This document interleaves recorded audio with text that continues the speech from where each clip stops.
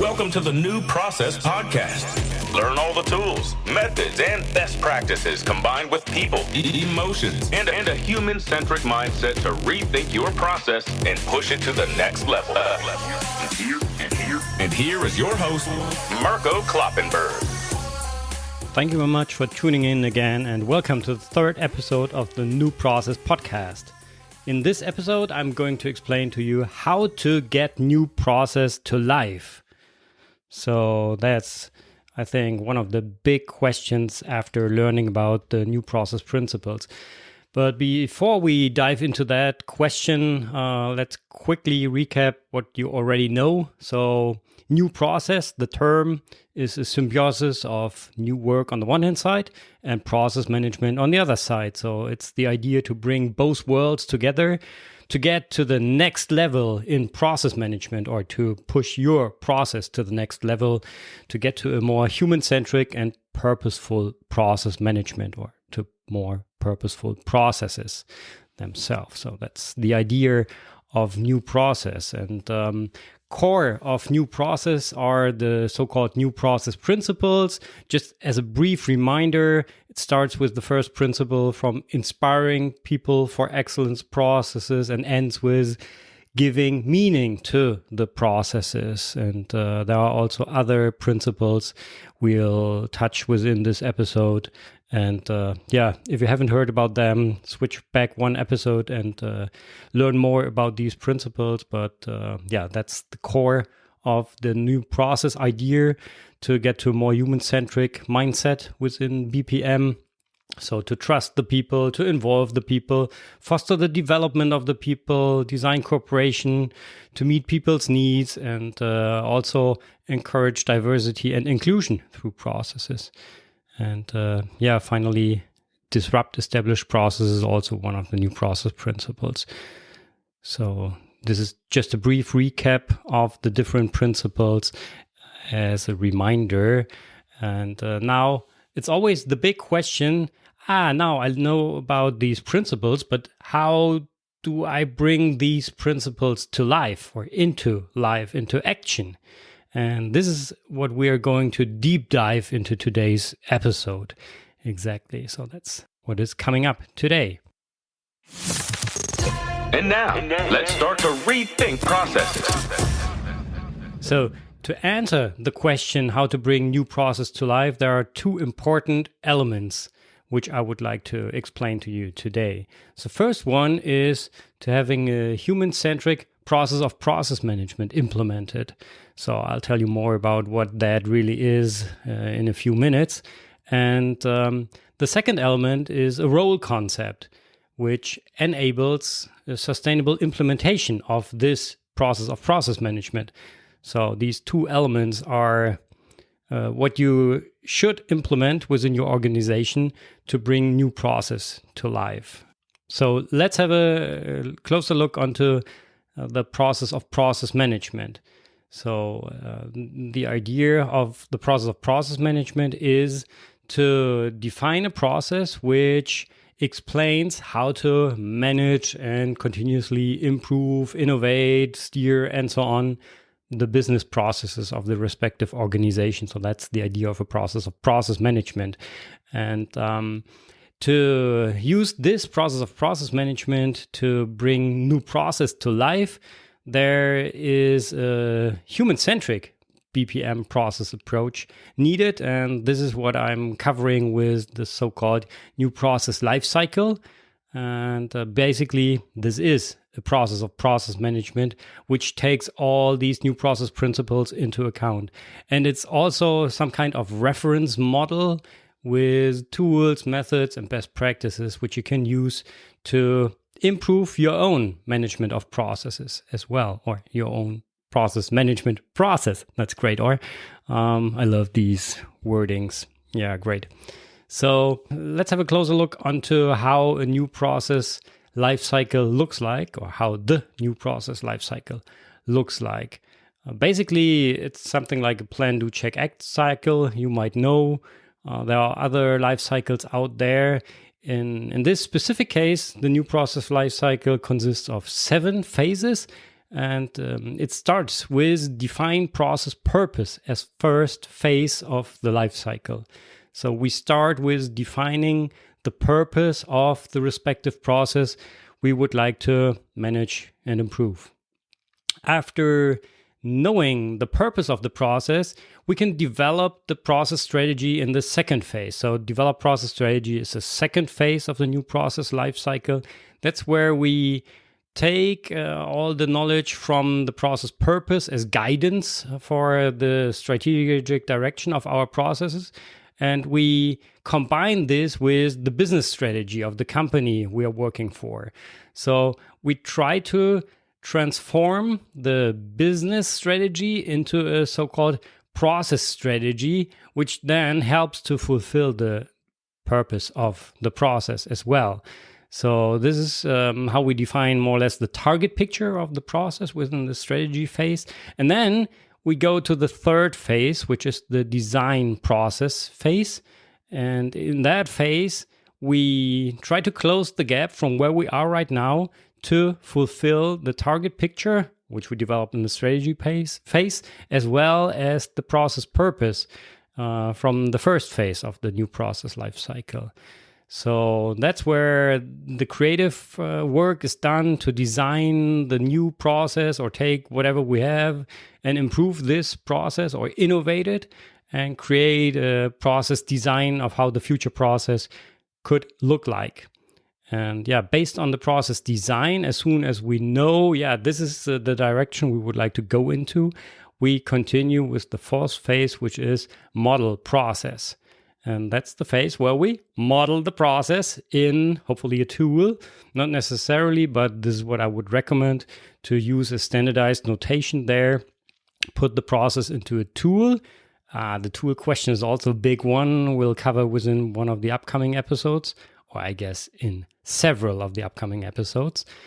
So put the process into the tool in a easy to understand notation, get the approval by the process owner, for example, to make sure that this is really the process design the company should work according to. And then go into the implementation phase. So the fifth phase is to implement process, or the implement process phase. And that's where we create all the prerequisites to execute the new process. So make sure that we have all the organizational prerequisites, like having legal entities established to execute the process, having all the organizational units, and then have the people there, train the people. So this is minimum for implementation. Tell the people about the new process, but also other training measures might be applicable there as well. So whatever is necessary to bring the process into the reality, to let the people know what exactly to do and how to do it. And finally, also technical prerequisites should be fulfilled within the implementation phase to make sure that we have all the infrastructure, the tools, the equipment, whatever is necessary to perform the process there. So, and then as soon as the process is implemented, we can go into the sixth phase, which is steer process execution. So there we hopefully can use indicators, some kind of process indicators, which were defined based on the strategy in the design phase. And then these indicators can be used to steer process execution on a global level.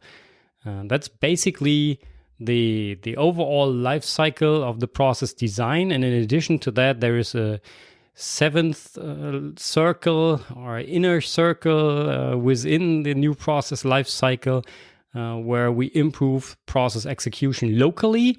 So based on the global process design at all the different locations, we can improve process execution, and hopefully all the good ideas from the different locations then go back into the overall life cycle and flow back into definition of the process purpose or continuous improvement of the process purpose, redefinement of the strategy, and then redesign of the process, modeling, implementation, steering, and so on. So that's the integrated life cycle here, which has 6 phases regarding process design, and then at the end, an integrated improvement cycle for the improvement of process execution. How this really looks like can be found on newprocesslab.com. If you just go there and have a look into the toolbox, I'll tell you how to get there later on.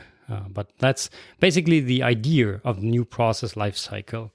And now it's the question, how do we apply the different new process principles along this process lifecycle? And just to give you an example, or some examples, start by taking the new process principle, give meaning to the process.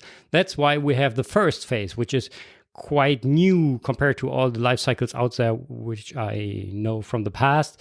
So we have this defined process purpose phase in the beginning of the life cycle. And that's simply to give meaning to the process. So to talk about the question, why do we have this process here? And the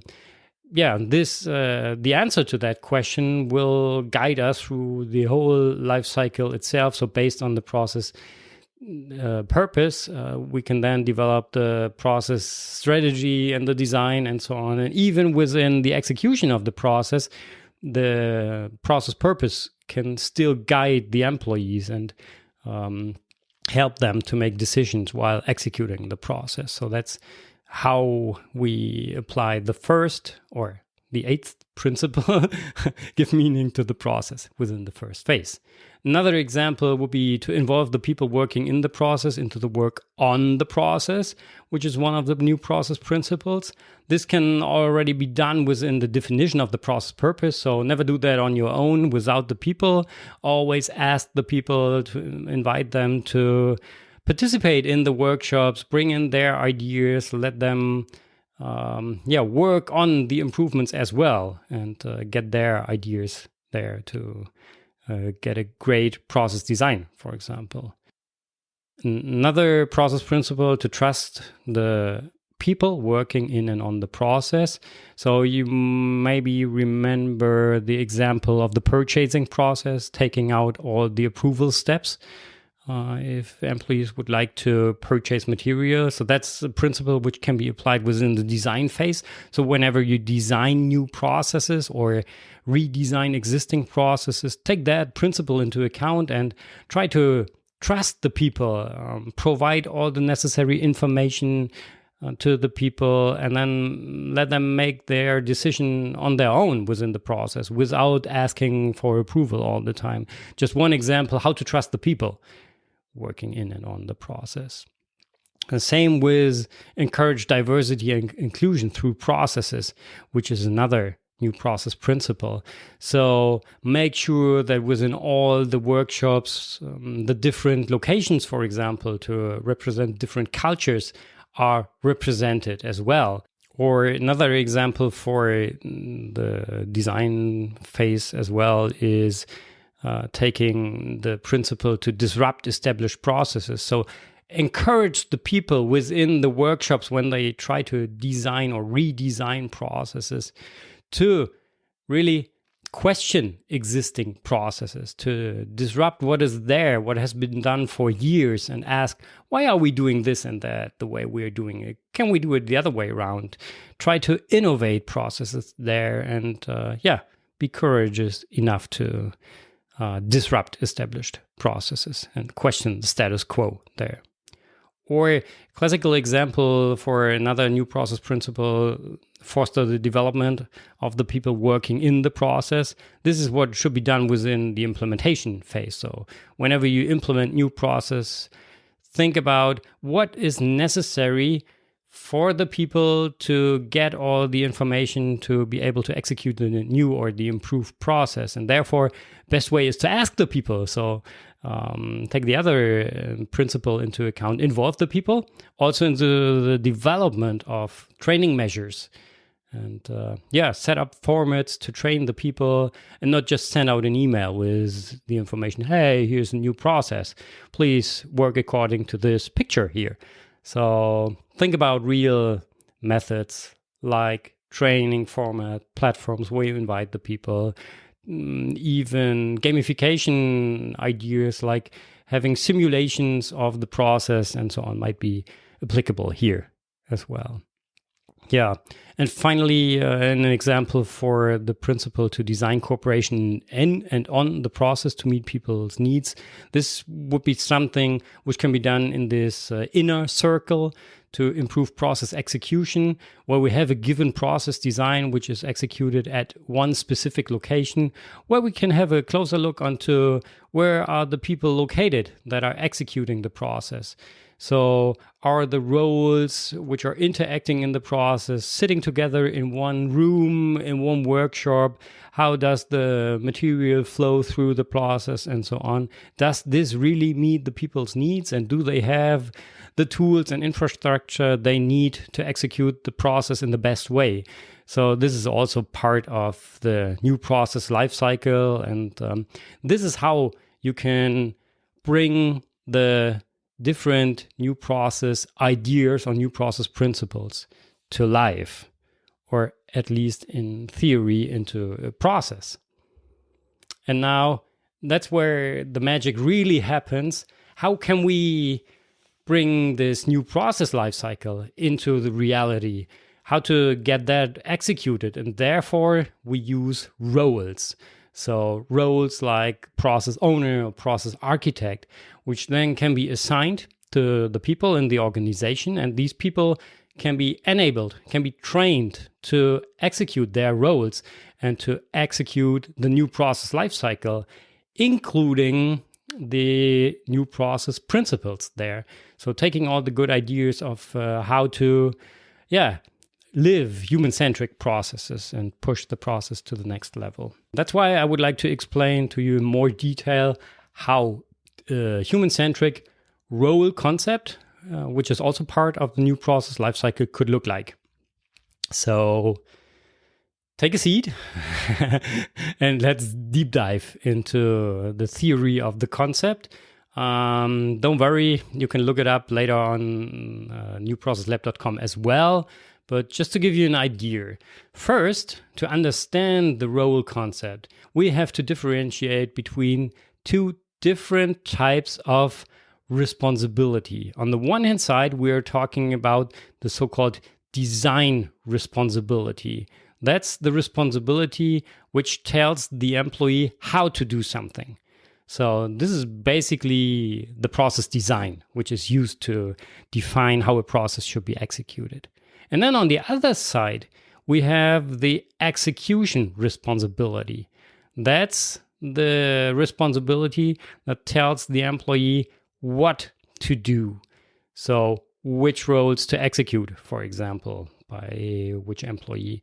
And this combination of, on the one hand side, telling the people what to do within the execution, as well as how to do it, coming from the design, then completes the picture for the employee and really enables the person to work in the processes. So that's basically the idea, to split responsibilities into these two responsibilities, design and execution.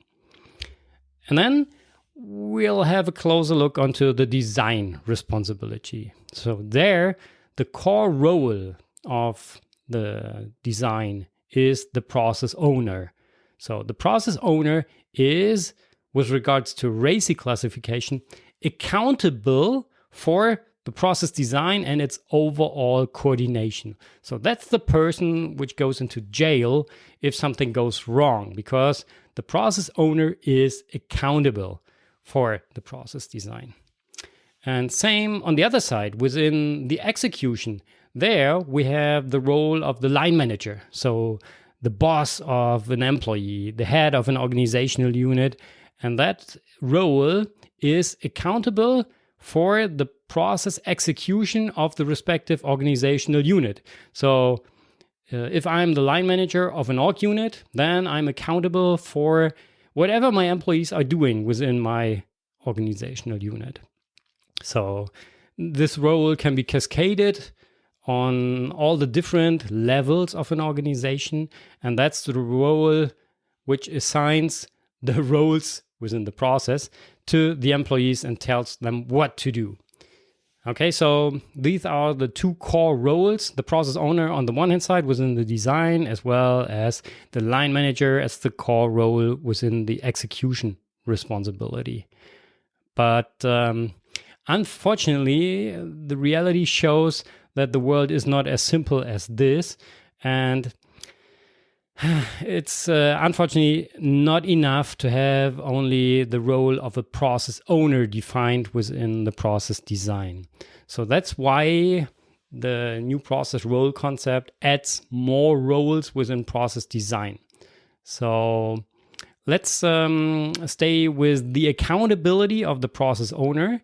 So this is the role that we are using as soon as we are talking about specific processes. So whenever we can define roles and activities and how they interact and so on, this is where we have a process owner in place. So typically we have process models here with swim lanes, for example. And then on the higher levels in the process architecture, when we are talking about process maps with just groups of processes, then we have to add another role here to differentiate the different types of accountability. So there we're going to introduce the role of the process domain owner. That's basically the role which is accountable for the strategic direction of all the processes within the respective process domain. So starting on the highest level of the architecture of an organization, on the highest level map, there is always a process domain owner. And then you go one level further down, like going into production processes, and there you have another level, role process domain owner is there as well, being accountable for the production processes. And then maybe we get to a level where we can already talk about roles and activities. And that's where we then define the process owners of the different production processes. Or maybe this is also the role of the process domain owner here, but often we then switch to the process owner. So these are the two different accountability levels within process design. And then finally, on the lowest level, when we talk about process definition, often the process owner itself, or he or she, is not the expert for all the nitty-gritty details of the process design. And that's why I would always recommend to establish a role like a process architect. So this is a role on an employee level, on an expert level, taking over the process design responsibility. So the process owner is still accountable, and now the process architect takes over the operational responsibility for the process design. So in the best case, the person is working full-time on the improvement of the specific process, bringing together all the ideas from the employees of the different locations and making sure that we have a cool process design fulfilling the process strategy and helping to fulfill the process purpose as well. So that's the role of the process architect as one of the helping hands of the process owner. And then there is the role of the process manager. That's the last role. So you nearly got it here.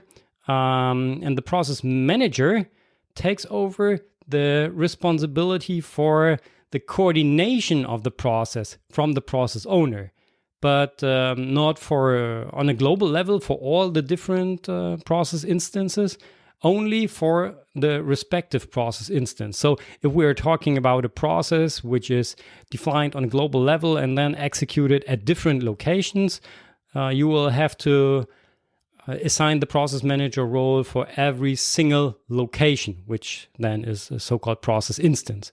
In addition to locations, instances could also be products or customers which I'm executing a process for.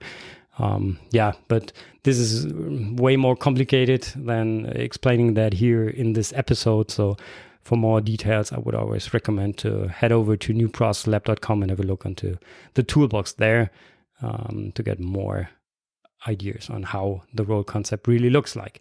But that's it. So we do have these 4 roles within the design: process domain owner, process architect, and process manager. And we have the role of the line manager on all the different levels of the organization as the core role of the execution responsibility. And that's it. So now we can use these roles to bring the new process lifecycle to life by assigning the roles to the people. So like taking business process, like whatever, production process. There we'll have a process domain owner for all the production processes, and also a process owner for the different parts of the production process. And if there is a strategy, for example, to digitize, this is bullshit bingo right now, but to digitize the production process more and more, that might be a business strategy as well, then we can use this idea to develop a process strategy that fits to the business strategy of the organization, always by taking the process purpose into account, which should also be developed by the process owner, for example, together with process architect, process managers, and representatives of the different locations and employees as well. And if we go through the process, like within process design, that we have the role of the architect as the key role to push design of the process ahead, bringing together all the relevant roles, like having there the process managers represented, and also taking employees working in the process into the workshops to design the process and then map the process in the system. So this is also something where we have the process architect as leading role. The architect is, by the way, not the person mapping the processes. That should be a specific process modeler role there, in my opinion. And finally, the process owner is going to approve the process design there, the modeled process design, and decide if this is what we're going to implement or not. And then within implementation, we have the architect coordinating the rollout of the process to all the different locations together with the respective process managers and the local line managers and so on. And then we can steer the process where the architect and the process owner talk to the different process managers of the different process instances and so on. So this is, how we get from the new process principles, which are integrated into the life cycle, to the changes in the reality by assigning the roles and training the people for the execution of their roles within the process of process management. And then the high art, I would say, of this is to apply this new process lifecycle to BPM itself. So to start with defining the purpose of your business process management process, and then to develop a strategy of how the process should look like, how it should be implemented, and then design the process in a way that it fulfills the new process principles. So there you can easily take the new process lifecycle as a reference model, but this is also then part, and it continues through all the other phases as well. So that's the idea there. And that's it. So it's so easy. Okay, I know it was hard with all the theoretical ideas. By the way, the concept itself, this role concept, was developed in a joint research project with University of Bamberg. We published the concept in several academic conference papers, and it's also benchmarked in several different industries. So it definitely works. You can apply the life cycle as well as the role concept in big corporations as well as in small startups. Doesn't matter which industry we're talking about. So it's quite universal applicable there. And if you would like to learn more about the new process life cycle as well as the underlying role concept, then head over to newprocesslab.com/toolbox. That's where you can find all the details of the life cycle, the role concept, and so on. I will also put the link into the show notes. Let's recap today's new process inspiration. Yeah, so that's it for today. The big question was how to get new process to life. And the simple answer, simple as theory can be, is to use a human-centric process of process management and process management roles like process owner, process architect, and so on. And yeah, to have a best practice example, therefore, you can always refer to the new process lifecycle. And this also includes the new process role concept there. You can find all the details on newprocesslab.com/toolbox, or just send me an email and ask questions about that.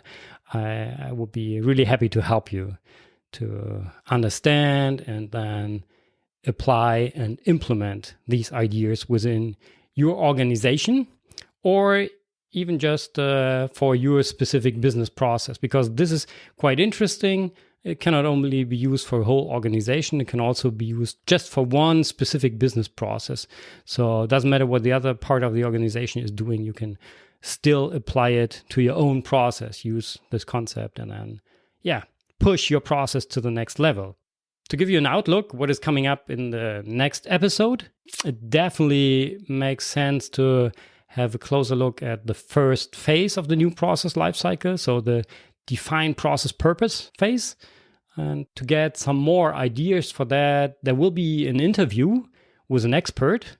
I'm going to talk to Benjamin Rolf, who is one of the experts being active within the area of new work. He founded the New Performance Academy, and he's also an expert for purpose questions. And I'm going to interview him to get ideas on how to use these ideas to push processes to the next level. So, see you within the next episode.